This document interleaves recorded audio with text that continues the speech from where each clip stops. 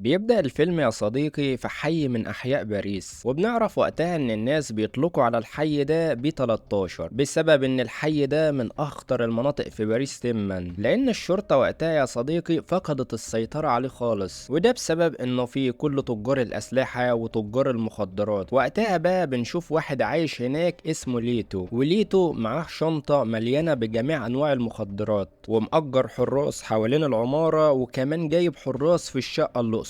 وبيدخل على الحراس وقتها واحد اسمه كيتو، وبنعرف ان كيتو شغال مع اكبر تاجر عصابة اسمه طه. وقتها بيسأل الحراس عن ليتو الزعيم بتاعهم، وبنعرف ان ليتو ده كاسر عينهم وواخد منهم شنطة مخدرات، والحارس ده بيرفض يقوله على مكانه. وقتها كيتو من غير اي مقدمات بيكسر له دماغه خالص، وبيؤمر رجالته ياخدوا اسلحتهم ويطلعوا على السلم، بينما هو بيطلع بالاسانسير. والحراس بيلاحظوا ان في حد طالع في الاسانسير، والحارس بياخد سلاحه وبيستنى قدام الاسانسير. وقتها بيوصل كيتو وبيضربه بالنار، وبيرفع السلاح بتاعه على الحارس التاني وبيسأله عن رقم شقة ليتو، ومن خوف الحارس منه بيقول له ان رقمها 14. وقتها كيتو بيقتله على طول هو كمان. في نفس اللحظة ليتو بيسمع ضرب النار وبيفهم ان رجالة طه انتشروا في المبنى كله، فبيضطر يرمي المخدرات بتاعتهم في البانيو وبيحط عليها صابون سايل علشان يبوظها خالص. وكيتو وقتها بيلاحظ ان الشقق مش عليها اي ارقام نهائي، فبيضطر يكسر الباب، بيلاقي قدامه سيدة وبيسحبها وراه علشان تدله على شقة ليتو. وبيروح وقتها يبص من العين السحرية، وبيتفاجئ بليتو اللي بيكسر عليهم الباب، وبيخرج يجري بسرعة رهيبة لدرجة ان مفيش اي حد فيهم قادر يمسكه، وبيكسر كمان الازاز وبيعدي منه، وبيظهر عليه انه محترف جدا لدرجة كمان انه بيقدر يطير على العمارة من بره. والعصابة بتحاول بكل الطرق ان هي تلحقه، بس ليتو عامل زي القرد بيجري بطريقة مرعبة، حتى العماير يا صديقي بيقفز من فوقيها بكل سهولة، وعامل زي الوحش بيضرب كل اللي بيقابله. والعصابة وقتها بيعملوا كل الحيل علشان يلحقوه، لحد ما في النهاية ليتو بيعمل معاهم الصح وبيقدر يهرب منهم. في نفس اللحظة كيتو بيلاحظ ان ليتو بوظ مخدراتهم اللي تمنها مليون يورو، وبيرجع كيتو لطه من غير المخدرات ومن غير ليتو. وقتها طه بيغضب منهم جدا وبيقول لهم لو مفيش حد فيكم جاب لي مخدراتي انا هخلص عليكم كلكم. وبيلاحظ ان الكل واقف مصدوم وما عندهمش اي حل، فبيبدأ يخلص عليهم واحد ورا التاني لحد ما بيوصل عند كيتو اللي بيقول له يا ريس انا عندي الحل، وبيقترح عليه ان هم يخطفوا لولا. وبنعرف ان لولا بتكون اخت ليتو. وقتها طه بيأمرهم يخطفوها علشان يجبروا ليتو يسلم نفسه ليهم. وبكل بساطة يا صديقي بيقدروا يخطفوا لولا من السوبر ماركت اللي شغالة فيه، والناس اللي في السوبر ماركت حتى مفيش حد فيهم بيرمش لهم بعينه. والحارس ده بيدخل على طه وبيبلغه ان كيتو وصل ومعاه لولا. وقتها طه بيأمرهم يبلغوا ليتو ان اخته عندهم، ولكن فجأة وبدون سابق انذار بينزل عليه كيتو من السقف وبيقول له انا جيت لك لحد عندك ما تتعبش نفسك، وبيهدده بالسكينة اللي معاه انه لو اتحرك هيخلص عليه. وقتها بيدخل كيتو عليهم ومعاه لولا، لكن ليتو بيأمره انه يسيب اخته والا ينهي على وجودهم خالص. وبيخرج ليتو من الغرفة ومعاه طه اسير، وبيتفاجئ برجالة مسلحين من جميع الاسلحة، بس ليتو ولا بيهم حد فيهم. وبيوصل الجراج وبيتحرك بالعربية، وضرب النار يا صديقي بينزل عليه زي المطرة لدرجة ان الجراج كله بيدخل في حالة من الفوضى. لكن ليتو بيقدر يهرب منهم وبيضطر يروح عند قسم الشرطة، والضابط اللي هناك بيبلغوا ان هم يصفوا حساباتهم بره، لانه عارف يا صديقي ان طه محدش هيقدر عليه. بس ليتو بيقول له انا هسلمهولك جاهز بمخدراته. وواحد من الشرطة اللي هناك بيلاقي جيش طه محاصر وقتها الاسم كله، وبيضطر يدخل للضابط وبيبلغه ان اعدادهم كبيرة جدا. والضابط وقتها يا صديقي بيتوتر وبيرفع السلاح على ليتو، وبيأمر الجنود اللي هناك ان هم يحبسوه في الزنزانة، وبيعتذر لطه وبيطلب منه انه ياخد مخدراته وياخد رجالته ويا عم امشي من هنا. وطه بيقول له انا ليا طلب واحد، وطلبي ان انا عاوز اخد لولا. وقتها الضابط من خوفه بيضطر ان هو يوافق ان هو ياخدها. بعدها الضابط بيبلغ ليتو ان هو ما كانش عنده اي حل غير كده، لكن ليتو بيفاجئه وبيموته خالص. وبكده ليتو هيقضي حياته كلها في السجن. وبعد مرور 6 شهور تقريبا بنشوف زعيم عصابة جديد اسمه كارلوس، والزعيم كارلوس معاه المساعد الخاص واحد اسمه بنيتو. وبيدخل السوبر ماركت بتاعه وقتها اللي من خلال السوبر ماركت ده بيقدروا يدخلوا في باب سري بيوصلهم لقاعة قمار. بعدها بيطلع عند غرفة التحكم اللي ماسكها واحد اسمه سامي، وسامي بيعرفه ان الشرطة مراقبة السوبر ماركت بتاعه من جميع الاتجاهات،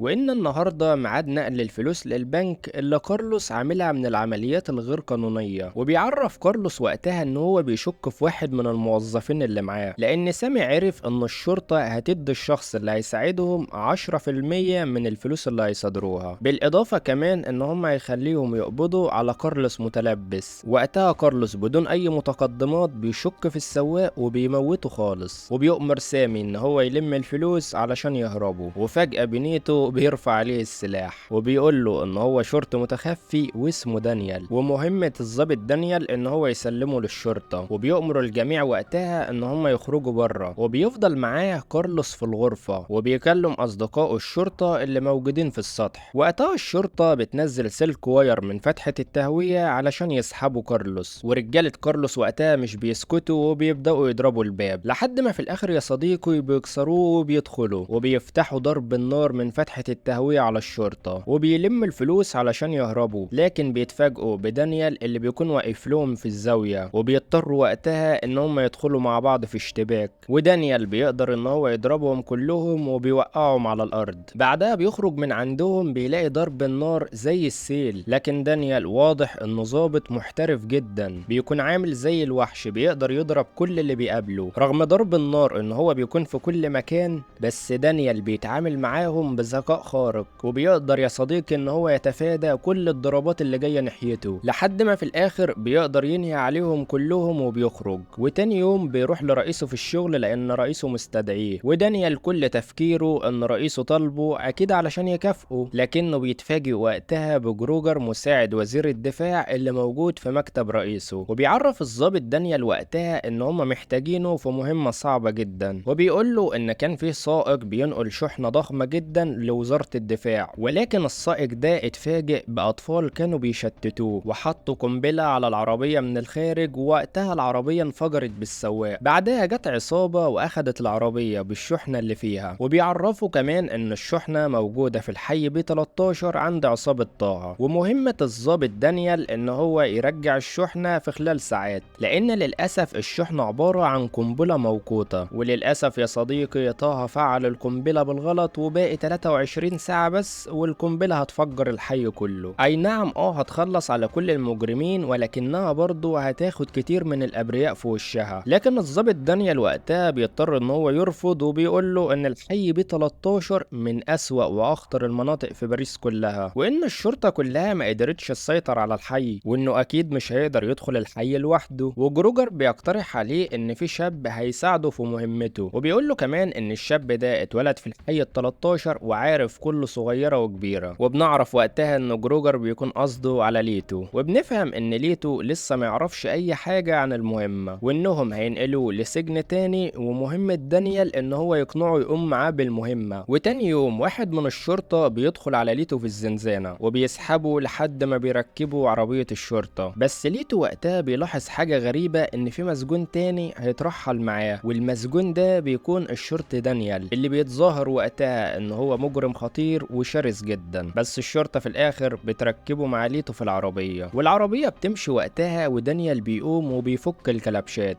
وبيبدأ ساعتها يتكلم مع ليتو وبيقول له انه اسمه فانتومان، وبيحاول يفهم ليتو وقتها ان هو مجرم خطير وقتل 5 اشخاص، ولكنه ما قدرش يخلص على الشخص اللي قتل ابوه واخواته، وحان الوقت بقى ان هو يهرب علشان يخلص عليه. وبيقول له كمان ان الشخص ده بيكون هو طه، ودانيال بيكون بيكذب عليه وبيقول له كل الكلام ده علشان يقنعه انه يقوم معاه بالمهمة بتاعته. وبيقول له كمان ان طه معاه بنت اسمها لولا بيتعامل معاها زي الكلبة، بس ليتو وقتها بيتضايق انه بيقول كده على اخته. وقتها دانيال بيفتح باب العربية وبيخرج منها، وبيروح يضرب الشرطي اللي سايق وبيسوق مكانه، وبيكسر الازاز وقتها، وبيبدأ ينادي على ليتو علشان يقعد جنبه. واثناء ما هم ماشيين بنشوف الشرطة بتكون بتراقبهم، بس ليتو وقتها بيطلع الكلبشات وبيكلبش دانيال في الدركسيون، وبيرفع عليه السلاح انه لازم يكسر الاشارة. وبنعرف ان هنا يا صديقي بداية دخول الحي ال 13، ودانيال بيحاول يوقف العربية، ولكن العربية مش بتكون بتقف لان الشرطة وقتها كانت ضربتها بالرصاص من شوية، لحد ما دانيال بيخبطها في عربية تانية علشان توقفها، ودانيال بيطلب من ليتو انه يفك الكلبشات، لكن ليتو بيرفض وبيعرفه انه عرف انه ضابط شرطة، وبيقول له الحركات بتاعتك دي ما تدخلش على واحد في مكاني، وبيقول له ان هو رايح ينقذ اخته وبيسيبه ويمشي. وقتها بيدخل واحد بلطجي من الحي ال13 على الضابط،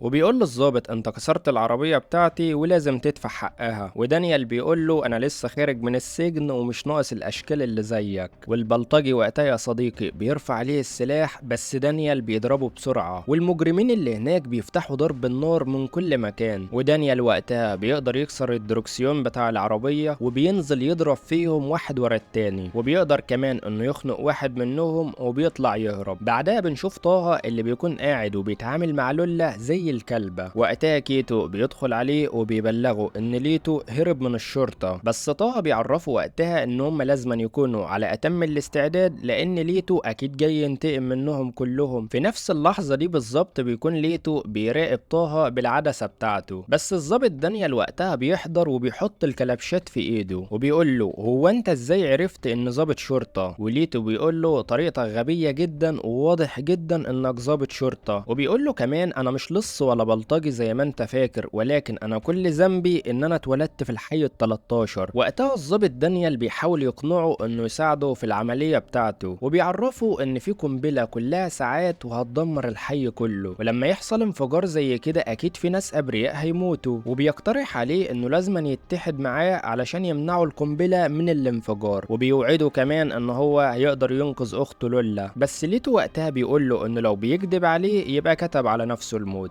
والظابط بيقترح عليه وبيقول له الخطة بتاعتي انك تدخل تلهي طه ورجالته، وانا هدخل من الجنب التاني اوقف القنبلة. وليتو بيطلب ياخد تليفون الظابط، بس وقتها يا صديقي بيعمل حاجة غريبة جدا، بيتصل بطه وبيقول له انا في المبنى اللي جنبيك ومعايا كمان ضابط شرطة. وقتها الظابط يا صديقي بيتعصب وبياخد منه التليفون وبيقول له انت شكلك اصلا مجنون، انت كشفت خطتي. بس وقتها ليتو بيقول له انت اللي شكلك مش واخد بالك انك في الحي ال13، المكان اللي انت موجود فيه ده مختلف عن اي مكان انت كنت فيه. وقتها الضابط بيتعصب من كلامه وبيسيبه يمشي، وليتو بيعرفه ان هو عارف مكان القنبلة وان الضابط مش هيعرف يعمل اي حاجة من غيره. في نفس اللحظة دي كيتو والعصابة بيدخلوا عليهم وبياخدوهم لحد ما بيوصلوهم للمكان اللي قاعد فيه طه. وليتو بيعرف طه ان الضابط اللي معاه هو الوحيد اللي هيقدر يوقف القنبلة قبل الانفجار، بس طه بيعرفه انه مش فارق معاه انه يموت عادي، ولو الشرطة عاوزة القنبلة تدفع 20 مليون يورو. بس الضابط وقتها بيضطر ان هو يوافق، وبيقول له هنبعت لك الفلوس على حسابك في البنك، لان مفيش وقت اننا نروح نجيب الفلوس ونيجي علشان كلها ساعات قليلة والقنبلة هتنفجر. في نفس اللحظة بيحضر جمال المحاسب وبيعرف الضابط برقم حسابهم في البنك، بس الضابط وقتها بيطلب ان هو يشوف القنبلة في الاول، وبيروح يبص عليها من التلسكوب وبيشوفها. وليتو هو كمان بيبص على القنبلة من التلسكوب، ولكنه بيشوف حاجة غريبة جدا، بيشوف ان اخته مربوطة في القنبلة وبيظهر عليه الغضب جدا. وطه بيقول له الضابط انت دلوقتي شفت القنبلة ومعادك تبعت الفلوس. وقتها الضابط بيكلم قياداته وبيعرفهم برقم الحساب، وبيعرف القيادات ان مطلوب منهم 20 مليون يورو، لكن القيادة بتبلغوا ان ميزانية الدولة مش هتقدر تسمح لهم انه يدفعوا المبلغ ده. وقتها الضابط بيكذب على طه وبيقول له الفلوس وصلت على حساباتكم. وجمال بيتصل بالبنك علشان يتأكد، ولكن البنك بيعرفوا انه قدامهم نص ساعة ويفتحوا. وطه وقتها بيأمر الحراس يحبسوهم لحد ما يتأكدوا ان الفلوس وصلت حساباتهم. وقتها الضابط بيبلغ ليتو ان الشرطة مش هتبعت اي فلوس، وانهم لازما يتصرفوا مع بعض في اسرع وقت ممكن ويهربوا قبل ما البنك يفتح ويبلغوا طه ان الفلوس ما وصلتش. وليتو وقتها يا صديقي بيقترح عليه ان في نفق تحت الحمامات، والنفق ده هو الوحيد اللي هيقدروا يهربوا من خلاله. وقتها الضابط بيبلغ الحراس انه لازما يقابل طه علشان موضوع الفلوس، والحراس بياخدوهم، واثناء ما بيوصلوا عند الحمامات ليتو والضابط حرفيا بيتشقلبوا من فوقيهم، والعصابة وقتها بيضربوا عليهم بالسلاح اللي معاهم، لكن ليتو والضابط بيقدروا يهربوا منهم وبينزلوا في النفق. والحارس ده بيبلغ طه ان ليتو والضابط قدروا يهربوا منهم، بس طه وقتها بيضطر ان هو يضربه بالرصاص. والمحاسب جمال بيدخل بيدخل عليهم وبيبلغ طه ان الضابط قدر ان هو يخدعهم وخد رقم حسابهم وبلغه للشرطة، والشرطة سحبت كل الفلوس اللي على حساباتهم، وحاليا انت يا طه مفلس ومش معاك ولا يورو. وقتها المحاسب بيضطر ان هو يستقيل، والعصابة بيعرفوا ان طه مش هيقدر يحاسبهم فبيضطروا يخلصوا عليه، وبيخلوا زعيمهم الجديد كيتو، وكيتو بيأمرهم ان هم لازما يلحقوا الضابط وليتو قبل ما يهربوا. في نفس اللحظة ليتو والضابط بيطلعوا من بلاعة في الطريق، والعصابة بيجروا وراهم بعربياتهم، وليتو والضابط كل واحد فيهم بيضطر انه يجري في طريق مختلف، والعصابة بيضربوا بالنار على الضابط. في نفس اللحظة ليتو بيطلع على العمارة بكل سهولة، والضابط بيضطر انه ياخد عربية واحد من السكان وبيجري بيها، وبيتفاجئوا قدامه بليتو وبيتجمعوا مرة تانية، وبيقرروا ان هما الاتنين يجروا علشان يلحقوا القنبلة، لكن بيتفاجئوا قدامهم بكيتو اللي بيعرفهم وقتها ان طه مات وان هو دلوقتي بقى الزعيم، وطالب منهم ان هما يوقفوا القنبلة قبل الانفجار. وبيروحوا هما الاتنين علشان يوقفوا القنبلة، ولكن في طريقهم بيظهر قدامهم يا صديقي حرفيا دبابة بشرية. وقتها دانيال بيقول لليتو سيبهولي انا اللي هقدر اتعامل مع الاشكال دي، وبيجري بكل سرعته وبيخبط الوحش في وشه، بس الوحش ولا بيتهز حتى شعره منه، وبيضطر ان هو يضربه بالحجارة بكل قوته، بس الوحش ولا بيأثر فيه اي حاجة، والوحش بيستلمه ومن قوته بيكسر الحيطة، وبيمسك دانيال ولا كأنه ماسكه في حلبة مصارعة. وقتها ليتو بيلاحظ ان الامور خرجت عن السيطرة، فبيضطر يرمي الحبل وبيلف حوالين ايد الوحش علشان يكتفه، وليتو وقتها بيقدر ان هو يتفادى كل ضربات الوحش، لحد ما في النهاية بيقدروا هما الاتنين يخلصوا عليه خالص، وبيكملوا طريقهم علشان يوقفوا انفجار القنبلة. في نفس اللحظة لولا بتكون فائت وبتوقع البنزين على الارض، وبتحاول تولع النار علشان تتخلص من حياتها ومن البؤس والذل اللي شايفاه مع طه. وفي اخر لحظة بيقدر ليتو ان هو ينقذها، وبنلاحظ في الوقت ان باقي 3 دقايق ونص والقنبلة هتنفجر، فالظابط وقتها بيضطر يكلم جروجر علشان يعرف منه رقم الشفرة اللي هيوقف فيها القنبلة، وجروجر بيبلغه برقم الشفرة، واثناء ما الظابط بيكتب الشفرة ليتو بيضطر يوقفه، وبيقول له غريبة جدا ان رقم الشفرة هي نفس احداثيات الحي ال13، وبيعرفه يا صديقي ان الشفرة دي وارد هي اللي تفجر القنبلة. وقتها الظابط بيتخانق معاه وبيحاول يكتب الشفرة، والاتنين بيضطروا ان هم يدخلوا مع بعض في اشتباك، والوقت بيكون بيمر في القنبلة وهتنفجر، والظابط وليتو هما الاتنين مستمرين مع بعض في القتال، والظابط بيحاول بكل الطرق ان هو يوصل للقنبلة علشان يعطلها، وليتو بيحاول يمنعه بكل قوته، لحد ما في الاخر الوقت بيخلص ومفيش اي انفجار بيحصل، والظابط بيعرف ان ليتو عنده حق في كل كلامه، وجروجر في مكتبه متعصب ان القنبلة لسه ما انفجرتش لحد دلوقتي، وبيقول للمساعد بتاعه انه كان عاوز يفجر الحي كله، وانه بعت الظابط دانيال علشان يتظاهر قدام قيادته ان هو كان عاوز يوقف القنبلة ولكنه ما قدرش، لكن فجأة بيدخل عليه دانيال وليتو ومعاهم القنبلة، وبيعرفوا جروجر ان هم كشفوا خطته، وجروجر وقتها بيضطر ان هو يعترف لهم بكل حاجة، وبيقول لهم ان هو كان عاوز يخلص على الحي كله علشان يقضي على كل المجرمين والمتشردين اللي فيه، حتى لو كان هيكلفوا الامر ان في اكتر من 1,000,000 انسان ابرياء هيموتوا. بس الظابط ودانيال وقتها بيفاجئوه وبيقولوا له عاوزينك تضحك يا مساعد وزير الدفاع، انت على الهوا ومنور جميع القنوات،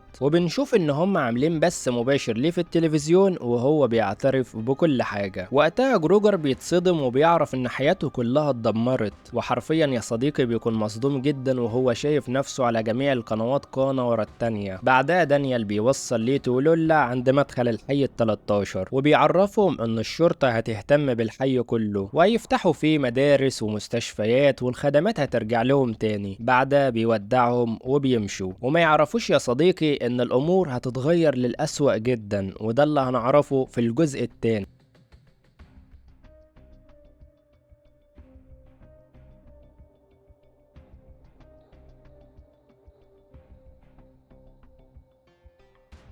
بيبدأ الفيلم في الحي ال 13 بعد مرور 3 سنين من أحداث الجزء الأول، وبنعرف يا صديقي إن بعد موت طه أكبر تاجر للسلاح والمخدرات الدنيا اتغيرت تماما وبقت فوضى خالص، وده علشان ظهرت 5 عصابات جديدة في الحي ال 13 من أخطر وأقوى العصابات، وكلهم بيكونوا بيموتوا في بعضهم، والأقوى فيهم هو اللي هيحكم الحي كله. وهنا بنشوف ليتو وهو بيكون بيدمر الجدار العازل ما بين الحي ال 13 وباقي الأحياء، لكن وقتها الشرطة بتطلع عليه وبتبدأ إن هي تطارده، بس ليتو وقتها بيجري منهم بسرعة رهيبة جدا وبينزل منهم في بدرون، والشرطة بتحاول إن هي تلحقه، والأطفال الصغيرين دول بيساعدوا ليتو وبيضربوا بالحجارة على الشرطة، وليتو بيقدر يهرب منهم وبيدخل عند عصابة من ضمن العصابات بتاعت الحي، والراجل ده أول ما بيشوفه بيضربه في وشه وبيقول له أنت كل شوية تجيب لنا الشرطة، وبيرفع عليه السلاح وقتها، بس القائد بتاعه بيوقفه وبيؤمر الرجالة اللي هناك يضربوا بالنار على الشرطة. وقتها الشرطة مش بيلاقوا أي حل غير إنهم يهربوا، وليتو يا صديقي ما بيسيبش حقه وبيديله على وشه، والزعيم بياخد ليتو وبيقول له يا ريت تبطل تدمر الجدار العازل اللي ما بيننا وما بين باقي الأحياء. في نفس اللحظة بنشوف عربية فاكهة بتكون داخلة في قلب الحي ال 13، حتى الشرطة اللي هناك يا صديقي مش بتقدر ان هي تفتشها بسبب خوفهم من العصابات،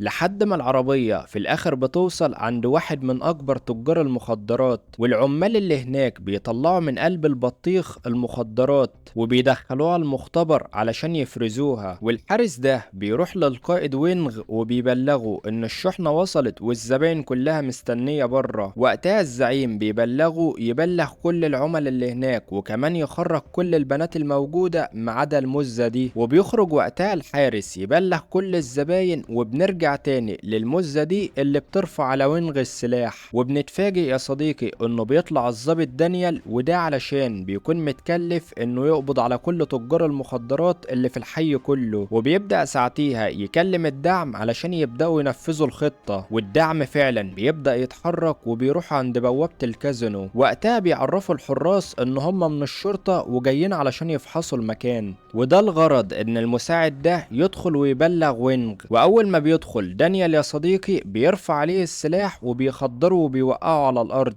وبيبدأ وقتها يصطادف كل الناس اللي جايين يشتروا مخدرات واحد ورا التاني، لحد ما في الاخر بيخدرهم كلهم وبيقفل الباب عليهم بخشبة كبيرة، وبيكلم وقتها الدعم علشان يبدأوا يقتحموا المكان، بس الرجالة اللي هناك بيقفلوا المكان بباب مصفح كبير، وبتبدأ تحصل حالة من الفوضى ما بين كل الناس والكل بيكون بيجري. ودانيال وقتها بيخلع لبس المزة اللي كان لابسها وبيقلب البغل ده بالكرسي بتاعه، وبيبدأ وقتها يدمر النفق ده علشان ينزل منه تجار المخدرات للشرطة اللي تحت، وفي نفس الوقت الشرطة بتقدر ان هي تكسر الباب المصفح وبيدخلوا، ورجالة وينغ وقتها مش بيسكتوا وبيفضلوا يضربوا في الباب علشان يدخلوا، لحد ما في الاخر بيقدروا يدخلوا فعلا. والشرطة اول ما بتدخل بيلاقوا يا صديقي الغاز اتفتح عليهم من كل مكان، لدرجة ان هم مش بيقدروا يوصلوا عند رجالة وينغ، وبتبدأ تحصل مجزرة ما بين الضابط دانيال ورجالة وينغ. ودانيال يا صديقي بيكون بيضربهم باسلوب الجامد جدا زي ما كان بيبهرنا بالظبط في الجزء الاول، وبيكون ماسك لوحة تمنها 200 مليون دولار، ومع ذلك بيفضل يضرب فيهم بدون ما اللوحة حتى تتخدش، وبيظهر عليه وقتها انه قوي جدا ومحترف قوي في الضرب، وبيفضل يضرب في كل اللي بيقابله بدون اي رحمة. في نفس اللحظة برضه بنشوف الشرطة بتكون بتحاول تكسر الباب علشان يدخلوا، ودانيال بيفضل مستمر بالضرب في رجالة وينغ، لدرجة يا صديقي انه بيشيل الراجل ده وبيكسر بيت ترابيزة، وبيقدر وقتها يتفادى كل ضرباتهم، لحد ما في الاخر بيقدر يعمل معاهم الصح والمظبوط وبيخرج من عندهم، لكنه بيتفاجئ وقتها بضرب النار اللي بينزل عليه زي المطرة، وبيحاول الضابط دانيال بقرعته الجميلة دي ان هو يتفادى كل ضرباتهم، لحد ما بيظهر قدامه فتحة بيخرج منها بيلاقي نفسه نزل في المختبر بتاع المخدرات، وفي نفس الوقت بتحاول الشرطة ان هم يفجروا الباب علشان يدخلوا، والعامل ده بيفعل قنبلة وكلها 3 دقايق وهتفجر المكان كله، والظابط دانيال بيفضل يضرب فيهم كلهم بكل قوته رغم ان عددهم بيكون كبير جدا، بس الظابط بيقدر يضربهم كلهم. وبيكلم وقتها الدعم وبيبلغهم بالقنبلة وانهم لازما يتصرفوا. وقتها الدعم يا صديقي بيبعتوا له قطعة من الحديد الضخم وبيشيلها بكل قوته وبيحطها على القنبلة. وقتها القنبلة بتنفجر، وفي نفس اللحظة برضو الشرطة بتقدر ان هي تكسر الباب وبيدخلوا، بس وقتها بيتفاجئوا بالظابط دانيال اللي قدر يخلص المهمة كلها لوحده. وبيخرج الظابط دانيال وبيطلب من القائد بتاعه انه ياخد اجازة يومين. بعدها بنشوف الظابط جسمان، وده يا صديقي من اكبر المسؤولين في الشرطة الفرنسية، لدرجة انه بيكون من ضمن القادة المقربين من الرئيس الفرنسي. وقتها بيدخل عليه مجموعة من رجال الاعمال والمستثمرين، والغريب اننا بنعرف ان هم بيكونوا عاوزين يدمروا الحي ال 13 كله، وده علشان يعملوا فيه مباني لرجال الاعمال والمستثمرين. وعشان كده بيدوا مبلغ كبير جدا للظابط جسمان، وبيعرفوه وقتها انه يعمل كل المشاكل ما بين رجالة الشرطة والناس اللي في الحي، علشان وقتها الرئيس الفرنسي يوافق ان هم يدمروا الحي ال 13 كله. وقتها الظابط جسمان بيوافق على العرض بتاعهم وبيقول لهم خلال يومين بالظبط كل حاجة هتتنفذ. وطبعا كل ده يا صديقي بيكون شغل في الشمال لغرض مصالحه الشخصية مش اكتر. وفي ناحية تانية بنشوف البنتين دول اللي بيكونوا قاعدين في عربيتهم وبيسمعوا موسيقى، وفي نفس الوقت بتدخل عليهم عربية شرطة، والشرطة بيبدأ يسألهم وبيقول لهم انتوا ليه موجودين في المنطقة، وبيطلب منهم اوراقهم الشخصية. في نفس الوقت بتوصل عربية تانية وبيخرج منها واحد ملثم وبيضرب بالقناصة بتاعته على الكاميرا اللي بتصور المكان اللي فيه الشرطة والبنات. بعدها بتوصل عربية تانية وبينزل منها الضابط رولاند، وده يا صديقي بيكون المساعد بتاع الضابط جسمان، وبيبدأ وقتها يطلب من الشرطة ان هم يسيبوا البنات يمشوا. وفي نفس المنطقة برضو بيكون في مجموعة شباب قاعدين في عربيتهم وبيشوفوا كل اللي بيحصل، والضابط رولاند وقتها بيطلب من افراد الشرطة ان هم يركبوا العربية بتاعتهم ويمشوا. واول ما بيركبوا بيفتح عليهم ضرب النار بالسلاح بتاعه وبيموتهم. وفي نفس الوقت بنعرف ان الشاب سمير بيكون صور كل اللي بيحصل، وبنلاحظ ان هم بياخدوا عربية الشرطة وبيحطوها في عربية من ضمن العربيات الكبيرة، والعربية بتتحرك وقتها وبتروح في قلب الحي ال 13 عند عصابة من ضمن العصابات،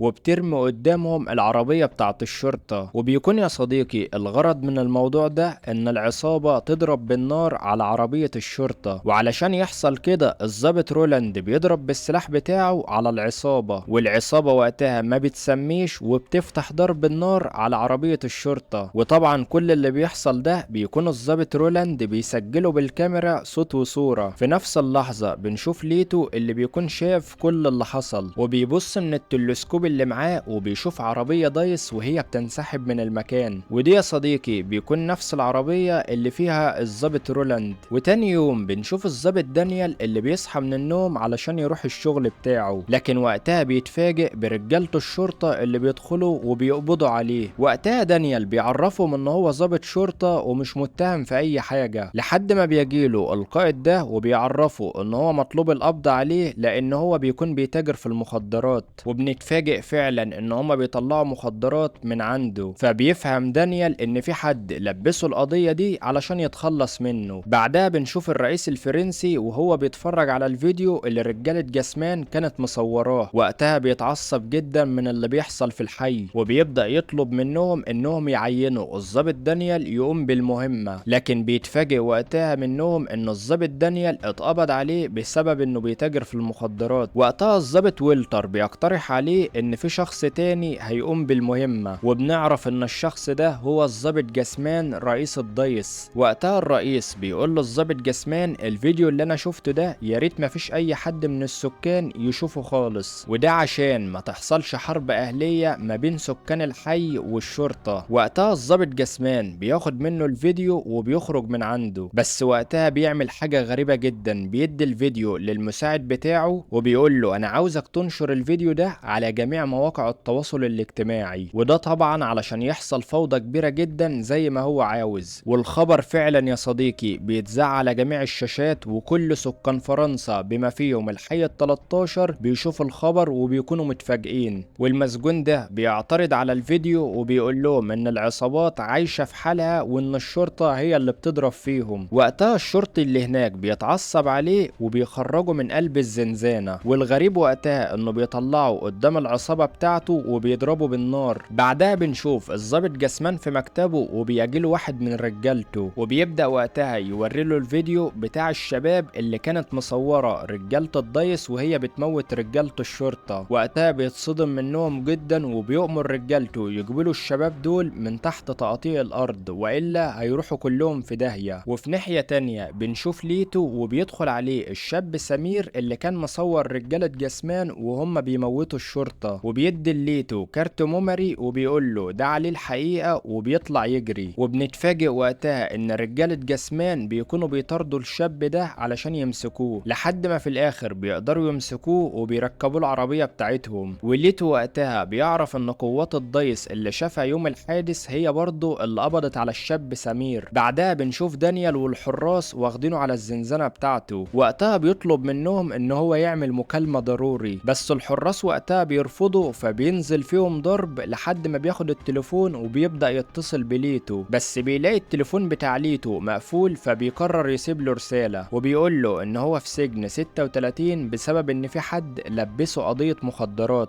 وبيطلب منه ان هو يعمل كل الطرق علشان يخرجه من السجن. بعدها بنشوف رجالة جسمان اللي بيبلغوه ان الشاب سمير قبل ما يتمسك اتصل بشاب اسمه ليتو، فبيعرفهم وقتها ان هم لازم يقبضوا على ليتو في اسرع وقت ممكن. وفي نفس الوقت بنشوف ليتو وهو راجع شقته، واول ما بيدخل بيبدأ يسمع الفيديو بتاع الشاب سمير وبيتصدم وقتها لما بيعرف ان رجالة الشرطة بيتقتلوا على ايد رجالة جسمان، وبيفهم وقتها ان هم عملوا كده علشان ينشروا الفوضى في الحي كله، وبالتالي العصابات هتعمل مشاكل اكتر والرئيس وقتها هيضطر ياخد قرار بالازالة. بعدها بيسمع الرسالة اللي كان سايبها له الضابط دانيال وبيبدأ وقتها يربط الاحداث في بعضها، وبيعرف ان فريق الضيس اللي قتلوا الشرطة هم برضو اللي بيكونوا ورطوا الضابط دانيال في القضية بتاع المخدرات علشان يتخلصوا منه، وبيقرر وقتها ان هو لازم يروح له علشان ينقذه. وفي نفس اللحظة بتوصل رجالة جسمان علشان يقبضوا عليه وبيهددوا الحراس اللي تابعين لليتو وبياخدوا اسلحتهم، بعدها بيضربوهم بالنار وبيدخلوا جوه المبنى علشان يمسكوا ليتو، بس ليتو بيلاحظ ان الفخ اللي عمله اتحرك فبيفهم ان الشرطة بقت موجودة في المبنى كله، والشرطة بتدخل عليه علشان تمسكه، بس على مين؟ ده ليتو عامل زي الوحش بيجري منهم لدرجة انه بيقدر يطير من فوق العماير بكل سهولة، والجنود وقتها بتحاول ان هي تلحقه، بس ليتو بيقدر يعدي من الكل ولا بيهمه حد، وبيفضل يتنطط من عمارة للتانية لدرجة انه بيكون مدوخ الجنود كلها، واللي بيحاول وقتها يلحقه يبقى كتب على نفسه الموت، وبيبدأ يستخدم اساليبه اللي بتكون جامدة جدا في الهروب لدرجة ان الجنود كلها بما فيهم العربية بتحاول ان هي تلحقه، لحد ما في الاخر ليتو بيعلمهم الادب وبيقدر يهرب منهم. وفي نفس الوقت بنشوف عربية للعصابة اللي بتوصل عند الاسم بتاع الحي ال13، ومن غير اي تفكير بطلقة RPG بيدمروا الاسم كله، وده يا صديقي علشان ياخدوا حق زميلهم اللي الشرطة موتته من شوية. بعدها رولاند بيكلم جسمان وبيعرفه ان ليتو قدر يهرب منهم، وجسمان وقتها بيعرفوا انهم لازم يعملوا المستحيل علشان يمسكوا ليتو، وليتو وقتها بيروح عند الاسم بتاع الشرطة اللي محبوس فيه الضابط دانيال وبيقول للضابط اقبض عليا علشان انا مجرم خطير وبرتكب الجرايم، بس الضابط بيقول له اول ما تعمل مشكلة هنيجي وهناخدك على طول. وليتو بيقول له بسيطة طب خد. وقتها الحراس بيمسكوه وبيدخلوه الزنزانة، بس ليتو بيقدر يهرب منهم لحد ما بيروح عند الضابط دانيال، واول ما بيخرجوا هما الاتنين بيتفاجئوا بالحراس قدامهم، والضابط لوحده بيقدر يمسكهم وبيضربهم كلهم، وبيروحوا هما الاتنين عند فتحة الاسانسير وبيقدروا يهربوا من خلالها. بعدها بنشوف الرئيس اللي بيكون متعصب جدا من الفيديوهات المنتشرة وبيتكلم وقتها مع القادة علشان يشوفوا له حل للي بيحصل. وقتها الضابط جسمان بيقترح عليه ان هم يعملوا حل لجميع اخلاء السكان اللي في الحي ال13،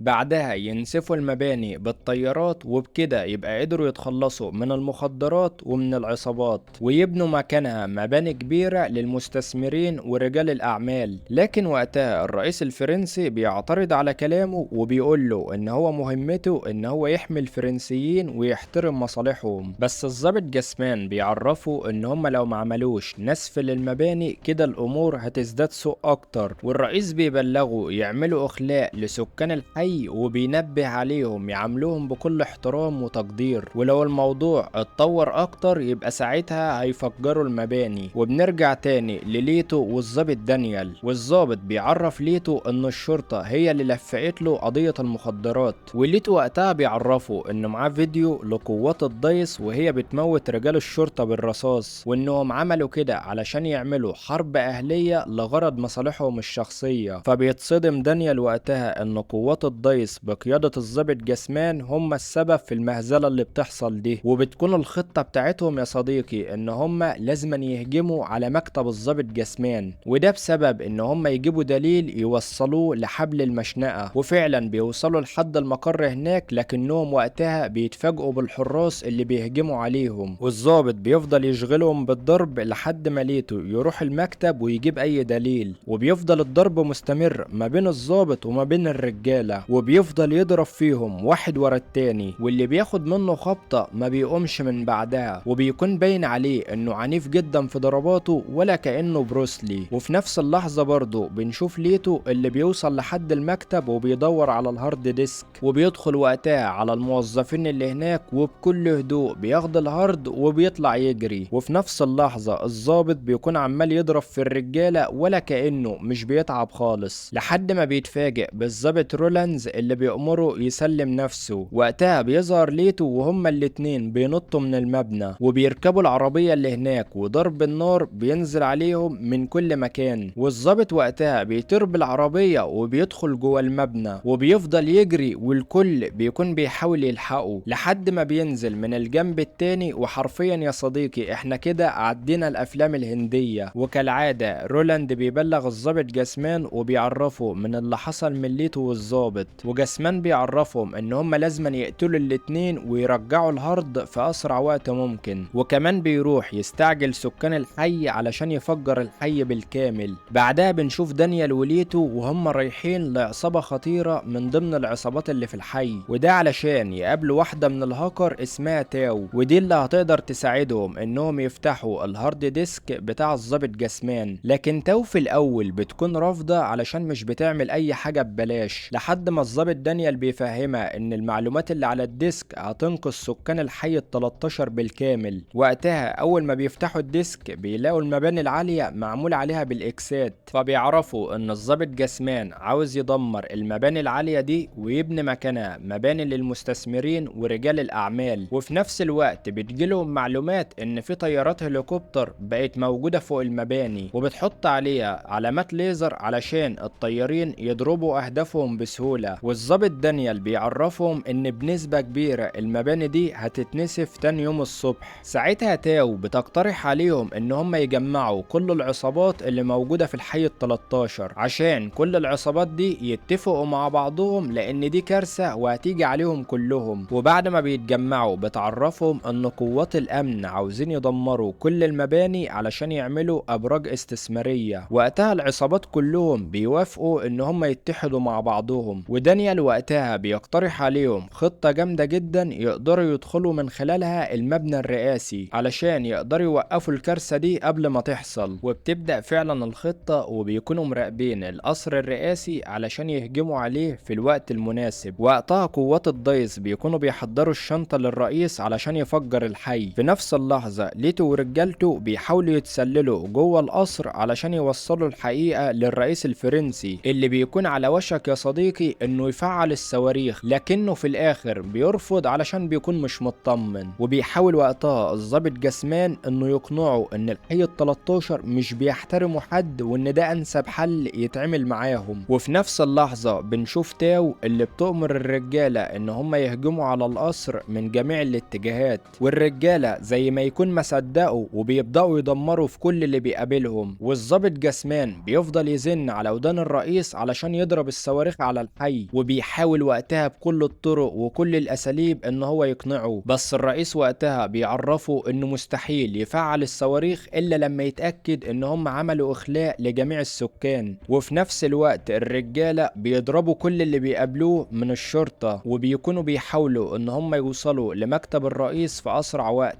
والعسكري ده بيبلغ الضابط ويلتر وجاسمان ان العصابات اقتحموا المبنى كله، وجه بقى الوقت المناسب اننا نشوف تاو وهي بتورينا مهارتها في الضرب، وبتحط الهاند فري في ودنها بمزاجها العالي، وبتفضل تضرب في الجنود كلهم لدرجة ان هي بتبهرنا بحركاتها السريعة والقوية جدا، وبتقدر ان هي تتصد لكل الضربات بتاعت الجنود لحد ما في الاخر بتخلص عليهم كلهم. بعدها بنشوف دانيال وليتو اللي بيوصلوا عند مكتب الرئيس، ولكن في الوقت ده بيتفاجئوا بالظابط رولاند، ودانيال بيقول لهم سيبوا لي انا بقى الطلعة دي، وحرفيا يا صديقي بخبطة واحدة بيشيلوا مكانه، وبيجي المعلم ده وبيكمل الجحيم عليه اكتر، وبيقدروا يدخلوا عند مكتب الرئيس. وقتها ويلتر بيتعصب عليهم، بيلاقي اللي اداله في وشه، وبيوصل ليتو عند الرئيس وبيبدأ يعرض له الفيديو بتاع قوات الضيس لما كانت بتموت الشرطة، وبيفهمه ان قوات الضيس بقيادة الضابط جاسمان عملوا كده علشان يعملوا فتنة ما بين العصابات بتاعة الحي وما بين رجالة الشرطة. وقتها الضابط جاسمان بيرفع السلاح بتاعه على الرئيس الفرنسي، وبيأمره وقتها ان هو يفجر الحي بما انها كده كده خربانة. ساعتها ليتو بيبدأ يتحرك على جنب علشان يشتته. وقتها دانيال ما بيستناش وبيهجم عليه، وكل الرجالة اللي هناك بيبدأوا يسلموا عليه بطريقتهم الخاصة، وبيلفوه في سجادة زي قطعة الجاتوه. وقتها بيبدأ الرئيس يشكرهم وبيقول لهم ان هو مستعد لكل متطلباتهم. وقتها ليتو بيقول له ان هو طالب منه ان هو يضرب كل الصواريخ في الجو، ويخلي الحي ال 13 احسن من الاول تاني، وكمان يوفر لهم وظايف بدل ما هم بيتاجروا في السلاح والمخدرات، وسكن كويس علشان يسكنوا فيه. وقتها بيوافق الرئيس الفرنسي على كل متطلباتهم، وفعلا حياتهم بتتغير للأحسن جدا، وبيخلص الفيلم على كده. وزي ما انا وفيت بوعد معاك يا صديقي وجبت لك الجزء التاني زي ما انت طلبت، انت كمان لو وصلت لحد هنا دوس لايك وساعدنا نوصل الفيديو ده ل1000 لايك، وحط ايموجي الدرع في الكومنتات علشان اعرف كام واحد عجبته الحلقة، وصلوا على النبي.